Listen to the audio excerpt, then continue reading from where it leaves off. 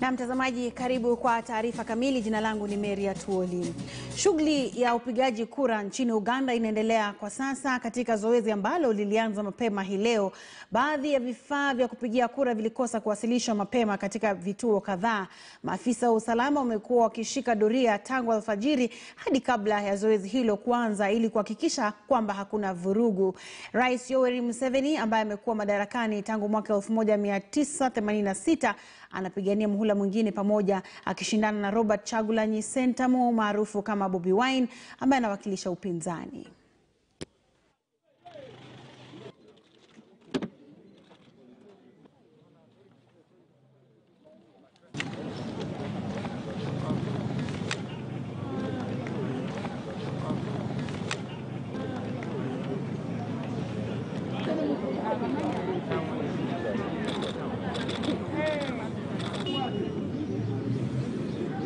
We are already scared because even the policemen, armies, they have reached in time.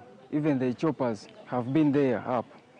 How comes that the things which we are going to use in election, for them they have delayed?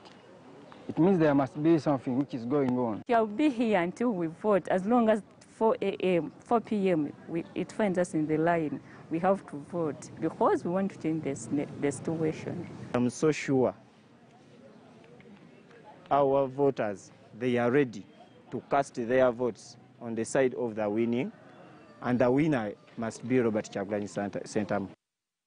We wish all our fellow Ugandans to sit down, agree on who is the best deliverer of these visions that have been expressed to us, and let it be done in a free and fair way, so that at the end of it all, when the votes are collected, people can accept those who have fairly won and those who have fairly lost, and let have the country move forward. The only call I can do to my fellow Ugandans is that let them, first of all, put into consideration, know that COVID is there. Let them follow the SOPs, wash their hands, keep distance, follow the guidelines given by the Electoral Commission to avoid chaoses and everything, because we have seen a lot on the media and on the news. To ask each and everyone to keep peace and love for our country, to accept the results which will be coming from, and anyone to keep peace, most likely to keep peace. To keep peace, because Uganda is not going to end tomorrow. It's there for all the time. Na mwanamume mwenye umri wa miaka 45 ambaye alishtakiwa kwa makosa ya kuwabaka wanawe wawili na kuwapachika mimba katika eneo la Ndia, kaunti ya Kirinyaga, amefungwa kwa miaka 140 gerezani. John Gishira alifikishwa mbele ya hakimu mkuu Anthony Mwishigi wa mahakama ya Baricho na kufungwa kwa miaka 70 kwa kila kosa la ubakaji. Mwanamume huyo alitekeleza unyama huo dhidi ya bintiye wa miaka 16 mwaka 2019 na tayari mwathiriwa amejifungua mtoto, huku bintiye wa pili akimtendea unyama huo mwaka 2020 akiwa na umri wa miaka 14 na kwa sasa ana ujauzito.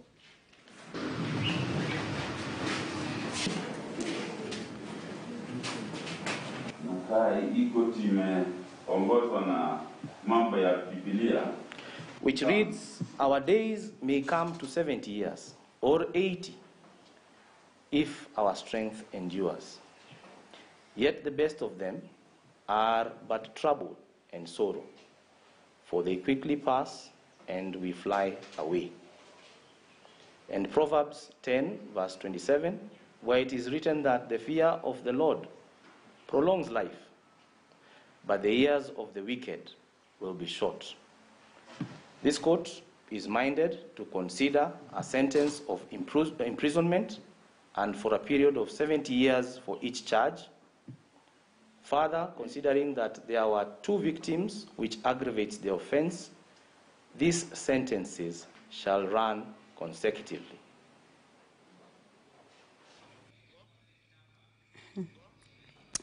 Na shirika la kimataifa la majaji ICJ limeelezea kupinga ripoti ya BBI likisema kwamba ripoti hiyo inahujumu sheria na itazama mafanikio ambayo yameletwa na katiba ya sasa. Majaji hao wamesema kwamba mabadiliko yanayopendekezwa sio hakikisho kwamba haki za kisiasa, za kikabila na hata kukiukwa kwa haki za binadamu zitaangaziwa. Aidha, wamehoji kwamba masuala yaliyojumuishwa kwenye ripoti hiyo yanaweza angaziwa kupitia katiba ya sasa. We reject the BBI proposals on constitutional amendments in totality and reiterate that the amendments are unnecessary. The issues identified can be cured by entrenching political will, instituting policy and legal reform. What the Constitution 2010 requires is meaningful, deliberate implementation in all its core areas. The counties require resources. You cannot give counties resources without transferring functions to the counties. Transfer the functions and the resources will follow. And we're saying this. Schedule 4 of the Constitution 2010 provides what functions must go to the counties. These functions are still held at the national government level. We are seeing several areas where the national government is still trying to take back those resources that have been transferred to the counties.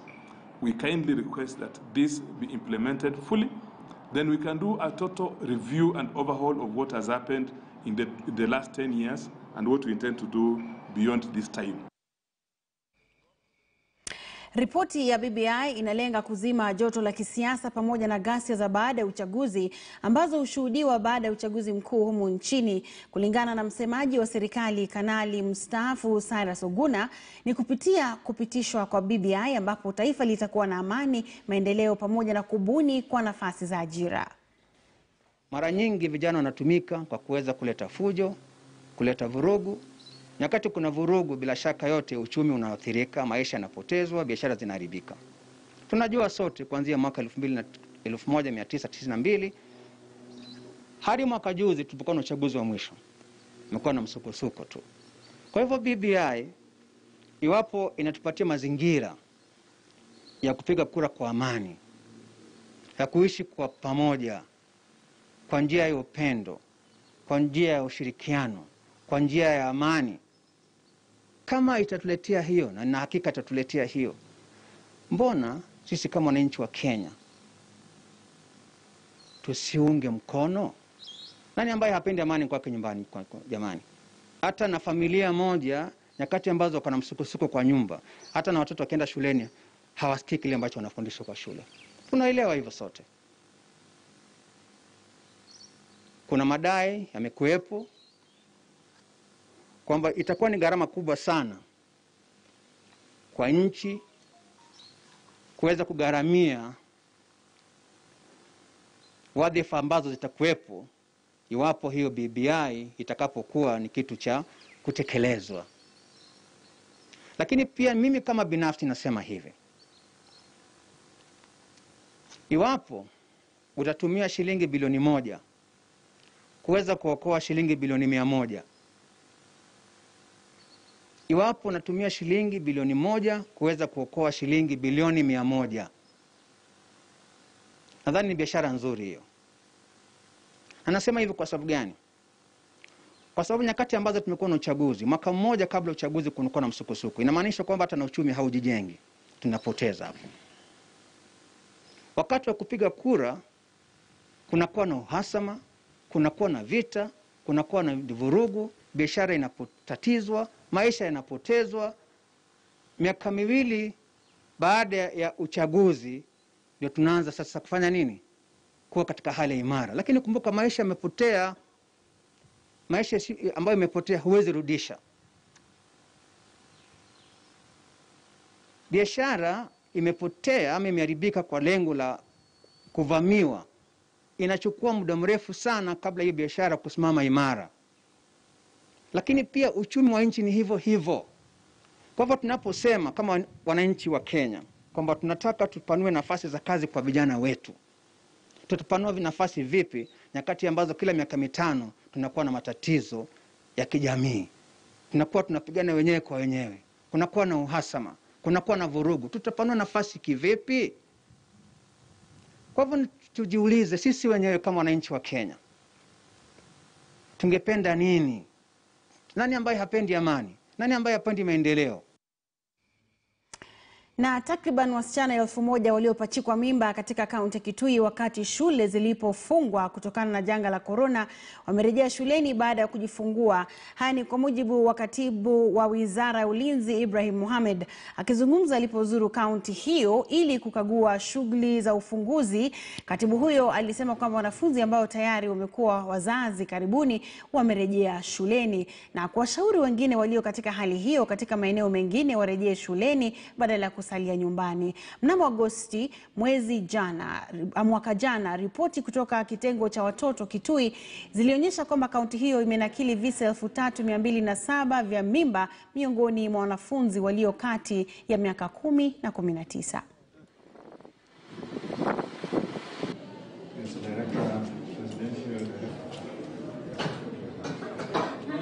The innovation we have seen, for example, using tents to decongest the classroom, or rather using the space in classrooms as dormitories, and therefore freeing the classrooms, and also ensuring that with such measures ensuring that the protocols are observed. There are over about 1,000 girls in Kitui County who have been reported pregnant, but most of them have come back.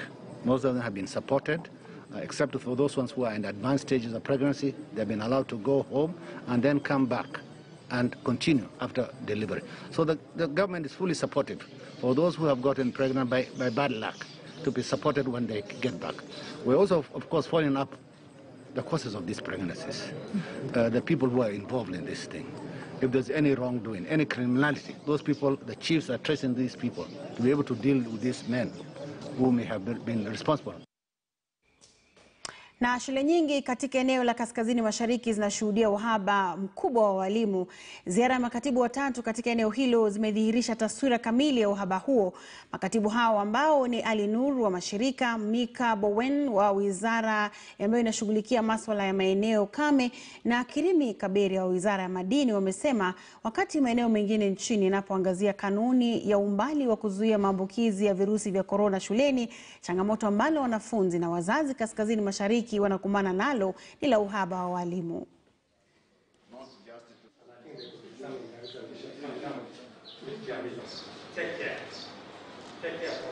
It is commendable that on average over 90% of the students have come back, and for me particularly I wanted to understand to what extent have the Standard 8 and Form 4 students actually come back, and that's close, if not 100%. Of all the Form 4 and Standard 8 students are already back. The other students are also coming in. Some have transferred into schools, and that also is another advantage, where we are seeing that kids who have not reported in one school did not quit school. In fact, they moved to another school. We found out that in the schools which are in town, the turnover back to school is high, but those ones in the rural areas, it is down because most of these communities are pastoralist. And this one is not only to Wajir, Garissa and Mandera counties, but it's all arid and semi-arid lands where we are having these issues of our children. Some of them went to herd animals because of the scarce pasture and water. I've seen revolts around not having enough teachers in a number of schools. We have seen a few schools where actually only the head teacher may actually be there, and that, as you know, is not making learning very easy, because then it can act as a disincentive for the students. However, on the whole, we have been able to see that the majority of the students have come back to school despite those challenges. Na watu 4 wamekamatwa na maafisa wa polisi alasiri hii baada ya kuvamia ofisi za chama cha UDA. 4 hao walikuwa miongoni mwa kundi la vijana ambao walidai walifika hapo kudai malipo ya kibarua walichokuwa wamefanya. Mbunge wa Lang'ata Nixon Korir amekashifu kitendo hicho na kuwasihi wanasiasa kuendeleza siasa za amani. Aidha, amewaomba vijana kuwa makini na kutokubali kutumiwa na wanasiasa kuzua vurugu.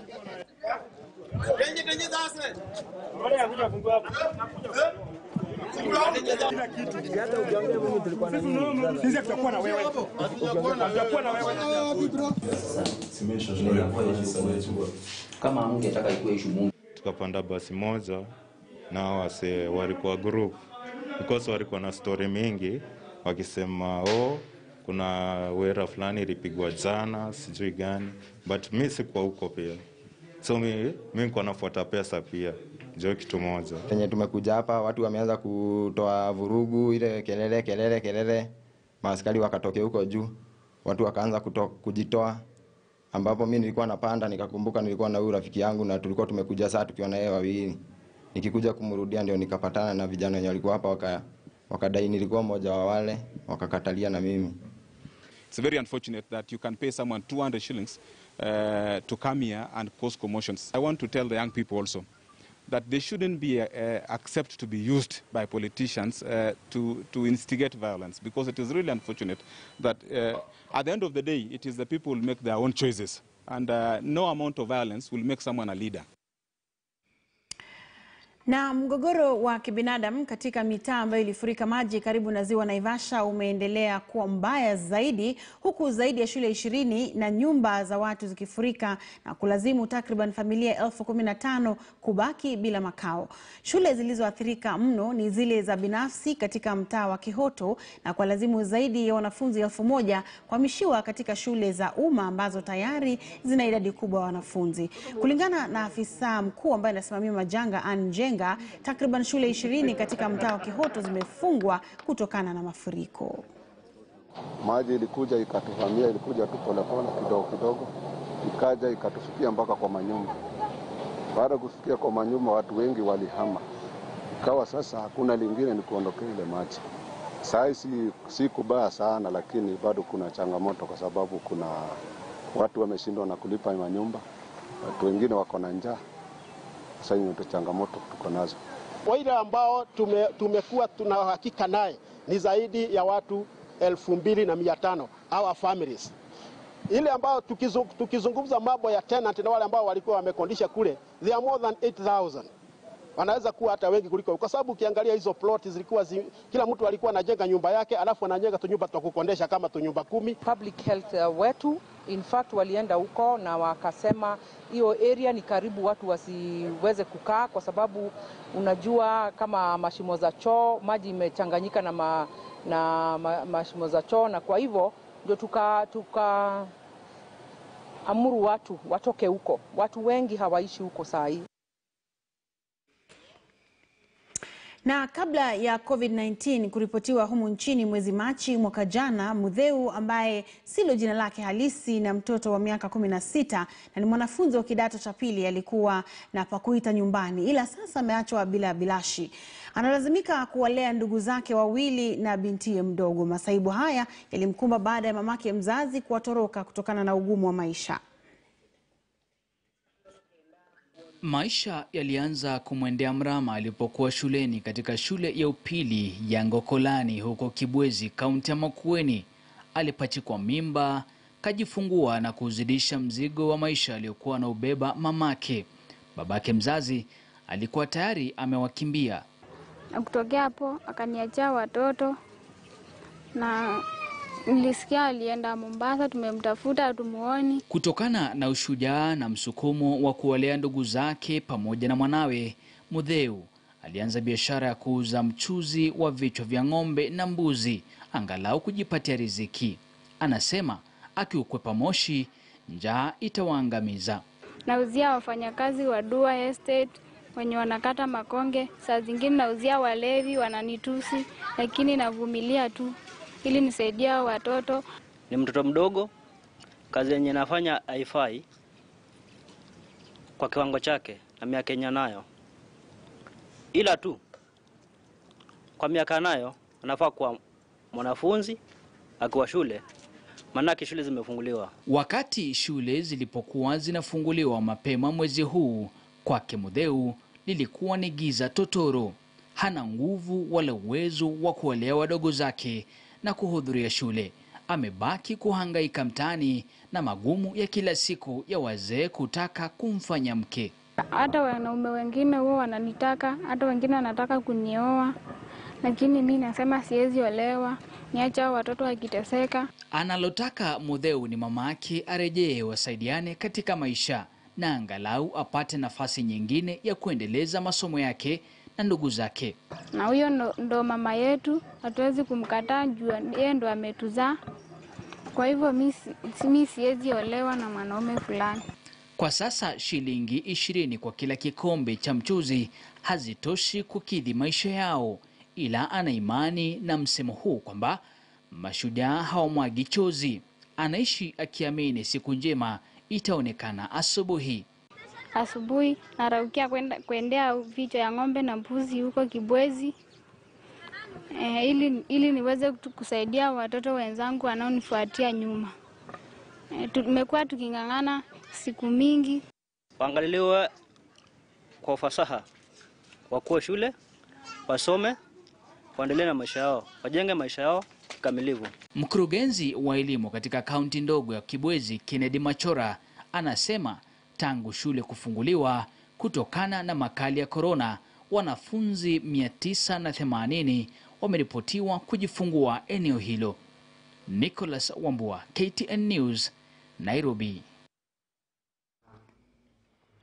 Na huku serikali za kaunti zikiendelea kutatizika na jinsi zitakavyoendeleza shughuli za kaunti kutokana na ukosefu wa fedha na kucheleweshwa kwa fedha, serikali ya kaunti ya Nyeri imezindua awamu ya 3 ya wanafunzi wa mafunzo nyanjani ambao watafanya kazi katika idara mbalimbali za serikali ya kaunti hiyo. Wanafunzi hao zaidi ya 200 wametoka katika vyuo mbalimbali nchini na wanatarajiwa kufanya kazi kwenye serikali hiyo kwa muda wa mwaka mmoja, kisha baadhi yao kuajiriwa rasmi na serikali ya kaunti. Get experience and you just grow from all. Yes, you stand up, you've been seated for long. That is very our interns and the success story. You can save as little as 1,000 once the incoming batch that just will have some brochures so that you go certificate holders to give them an opportunity to be able to learn the ropes while working for us.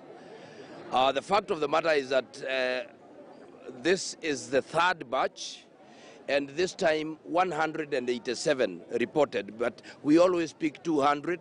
187 reported. They have now been distributed to their various departments, and they have already been engaged. What happens is that once an intern joins this government, a mentor is appointed to walk the journey with that individual, and who gives periodical reports on that intern. We have a small stipend that we pay these youth, being that a degree holder gets about 12,000, the diploma holder gets 11, and then the certificate holder gets 10,000 per month.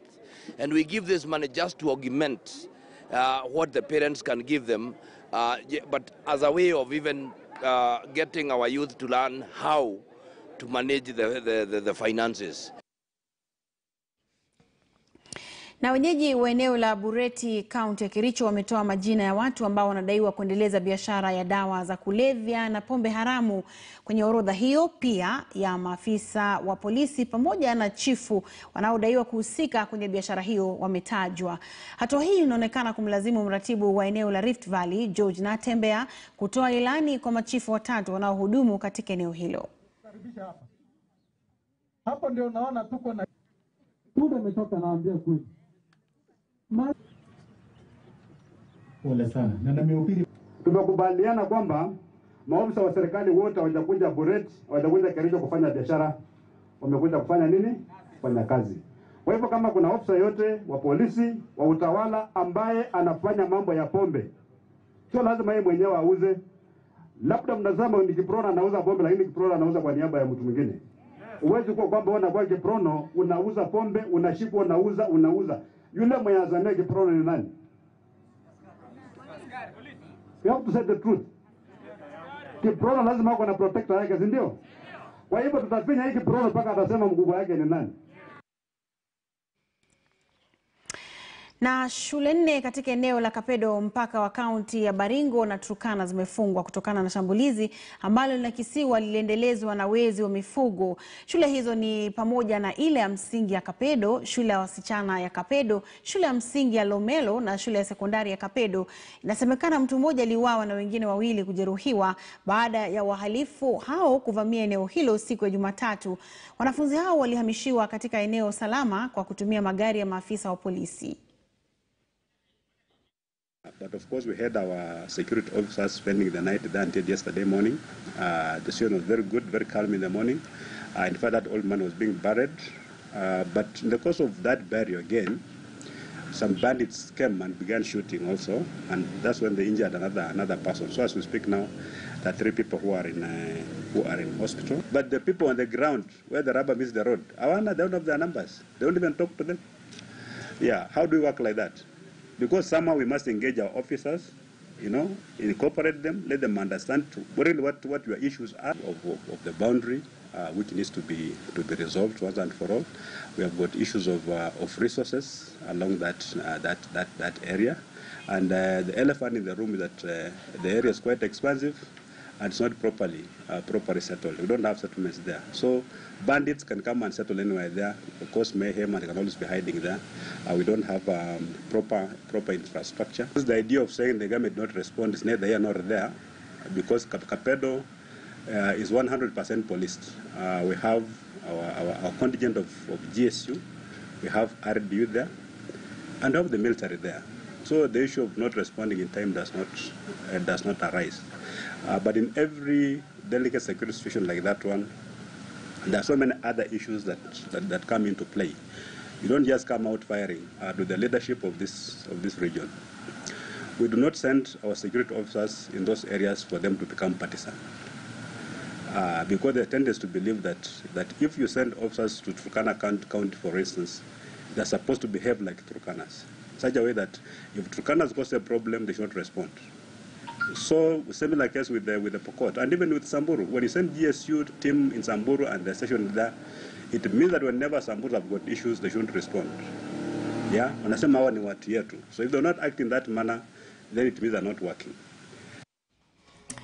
Na mtazamaji, tupate mapumziko mafupi na kisha turejee na taarifa zaidi. Usiende mbali.